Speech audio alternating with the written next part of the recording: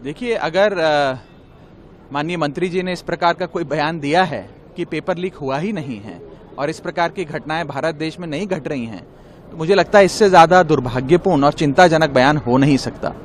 आज इस देश के लाखों बच्चे और लाखों बच्चों का भविष्य अंधकार की कगार पे खड़ा है, क्योंकि पेपर लीक होने की वजह से उनके वर्षों की मेहनत पे पानी फिर गया है।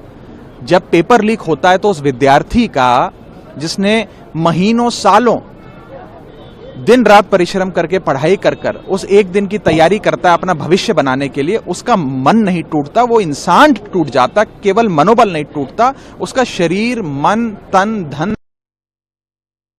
आज उस बच्चे को कितनी चोट पहुंची होगी माननीय मंत्री जी का वो बयान सुनकर। और अगर पेपर लीक नहीं हुआ तो फिर सीबीआई जांच किस विषय पे कर रही है? अगर पेपर लीक नहीं हुआ तो सीबीआई गिरफ्तारियां किस विषय पे कर रही है? अगर पेपर लीक नहीं हुआ तो सुप्रीम कोर्ट कौन से विषय का संज्ञान लेकर सरकार से रोज गंभीर सवाल पूछ रहा है?